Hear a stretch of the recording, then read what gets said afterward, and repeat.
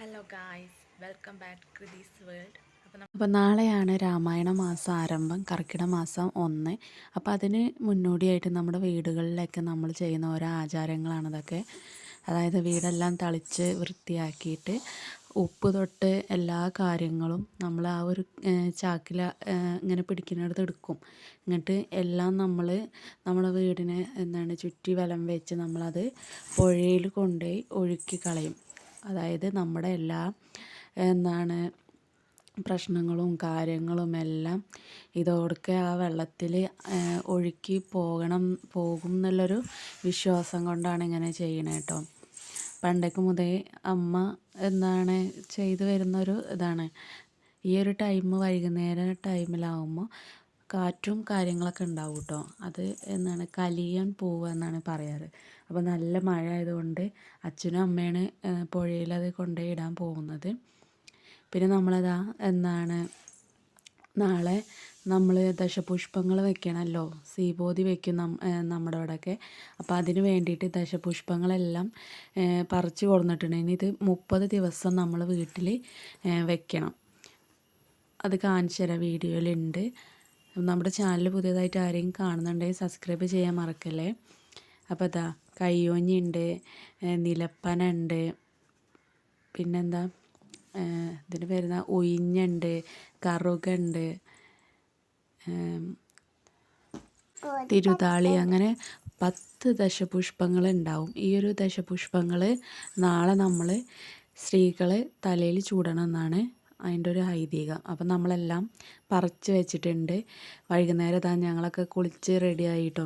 പുറത്ത് നല്ല മഴയാണ്. ഇനി രാത്രി നമ്മൾ കണ്ടോ 6 മണി ആവുന്നുള്ളൂ വിളക്കത്തിക്കാൻ. ചിക്കൻ കറിയും ഉണ്ണിയപ്പമാണ് ഇന്ന്. അതായത് മരിച്ചു പോയ പ്രതികൾക്ക് ഉണ്ടല്ലോ വെച്ച് കൊടുക്കണ ഒരു ചടങ്ങുണ്ട്. അതായത് ഇന്ന് തൊട്ട് നമ്മൾ 30 ദിവസം നോയമ്പെടുക്കണം. അതായത് മത്സ്യമാംസാദികളൊന്നും കഴിക്കാൻ പറ്റില്ല എന്നാണ്. പക്ഷേ 10 നോമ്പെങ്കിലും ഞങ്ങൾ കംപ്ലീറ്റ് ചെയ്യാറുണ്ട്. ഇന്നത്തെ കാലത്ത് അതൊന്നും പോസിബിൾ അല്ലല്ലോ. അപ്പോൾ അത് അച്ഛന് മരിച്ചു പോയ ആൾക്കാർക്കൊക്കെ അച്ഛൻ്റെ അമ്മയ്ക്കും അച്ഛനും അതുപോലെ അമ്മേൻ്റെ അച്ഛനൊക്കെ വെച്ച് കൊടുക്കണം.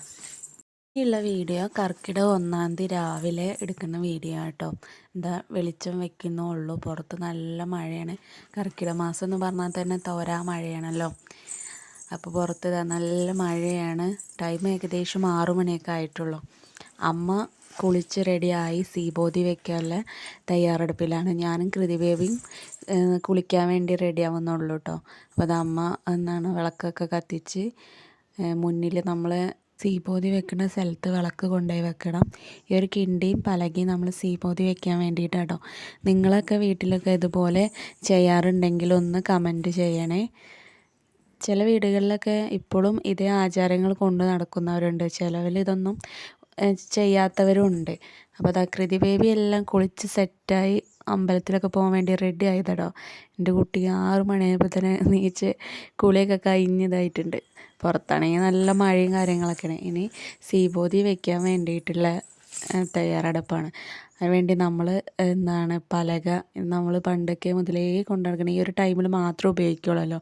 ഈ ഒരു പലകയും ഈ ഒരു കിണ്ടിയും നമ്മൾ ഈ ഒരു ടൈമിൽ മാത്രമേ ഉപയോഗിക്കുകയുള്ളൂ. അതായത് ഓരോ കൊല്ലം രാമായണ മാസം വരുമ്പോൾ മാത്രം. അപ്പോൾ അതാ കിണ്ടിയും വെള്ളം നിറച്ച് വെച്ചു. ഇലയിൽ നമ്മൾ ശേഖരിച്ച് വെച്ച ദശപുഷ്പങ്ങളുണ്ടല്ലോ, 10 തരം ദശപുഷ്പങ്ങൾ, അത് നമ്മൾ അതിന്ന് ഓരോ ഇലകൾ എടുത്തിട്ട് ഈ ഒരു വാഴൻ്റെ ഇലയിൽ വയ്ക്കണം. എന്നിട്ട് നമ്മൾ പ്രാർത്ഥിച്ച് കഴിഞ്ഞാൽ ഇന്നത്തെ ദിവസത്തെ ഇനി വൈകുന്നേരം നമ്മൾ വിളക്ക് വെക്കാൻ നേരം ഇത് കിണ്ടിയും ഈ ഒരു ഇലയും നമ്മൾ മടക്കി ഇല നമ്മൾ മാറ്റി വെക്കണം. പലക നമ്മൾ ചാരിയിട്ട് വെക്കണം. ഇങ്ങനെ വെക്കാൻ പറ്റില്ല. പിറ്റേന്ന് രാവിലെ ഇതേപോലെ കണ്ടിന്യൂസ് ആയി 30 ദിവസം ചെയ്യേണ്ടതാണ്. അപ്പോൾ അതാ കൃതി ബേബി പ്രാർത്ഥിക്കാം കേട്ടോ. ഇതൊക്കെ ചെയ്യണമെന്ന് വെച്ച് കഴിഞ്ഞാൽ ഇന്നും നമ്മുടേതായ ഒരു ആചാരങ്ങളും സന്തോഷങ്ങളും എല്ലാം. മനുഷ്യന് ആചാരങ്ങളില്ലെങ്കിൽ ജീവിക്കാനേ പറ്റില്ലല്ലോ. എല്ലാവരും ഓരോ ആചാരങ്ങളാൽ ചുറ്റപ്പെട്ടതാണ് നമ്മുടെ മനുഷ്യരുടെ ജീവിതം. അപ്പോൾ അമ്മ ദശപുഷ്പം ചൂടാണ്. 10 തരം ദശപുഷ്പങ്ങൾ അതായത് ഇതിന് 10 തരം പുഷ്പങ്ങൾ ഉണ്ടാവും കേട്ടോ. നമ്മുടെ ഈ ഒരു ഇലയാണ് ചൂടാറ്. ഞാനും റെഡിയായി നിൽക്കുകയാണ് പോകാൻ വേണ്ടിയിട്ട്.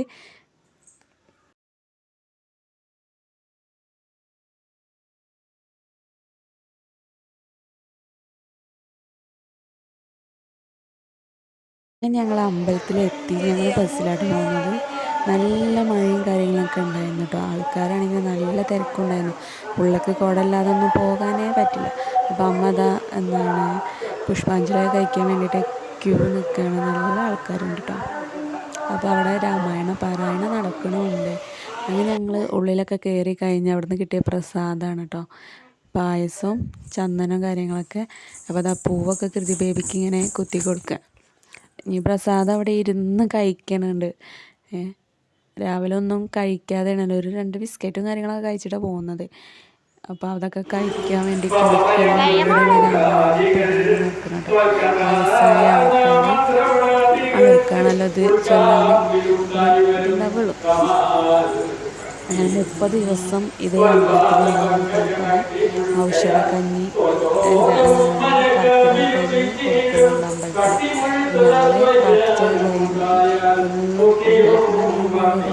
കാര്യങ്ങളൊക്കെ അല്ലേ.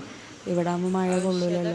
അപ്പോൾ അങ്ങനെ പ്രാർത്ഥിച്ച് കഴിഞ്ഞ് ഞങ്ങൾ കഞ്ഞിയൊക്കെ കുടിച്ച് പ്രതി ബേബി കുറച്ചൊക്കെ കുടിച്ചിട്ടുണ്ട്. കാരണം ഇതിൽ പല ഔഷധങ്ങൾ ഇട്ടുകൊണ്ട് അതിൻ്റെ ഒരു ചോയ ഉണ്ടാവുമല്ലോ. അങ്ങനെ ഞങ്ങൾ റിട്ടേൺ വീട്ടിലേക്ക് പോരാൻ വേണ്ടിയിട്ട് ബസ്സിൽ കയറി കാത്ത് നിൽക്കട്ടോ. ഞങ്ങളിതാ ചെറിയൊരു വീഡിയോ ഒക്കെ എടുക്കാൻ കരുതി നിൽക്കുന്നത്. അപ്പോൾ ഇന്നത്തെ ഒരു വീഡിയോ ഇത്രേ ഉള്ളൂ. ഇഷ്ടപ്പെട്ട ലൈക്ക് ചെയ്യുക. നമ്മുടെ ഓരോ വീട്ടിലെ ഓരോ കാഴ്ചകൾ നിങ്ങളായിട്ട് ഷെയർ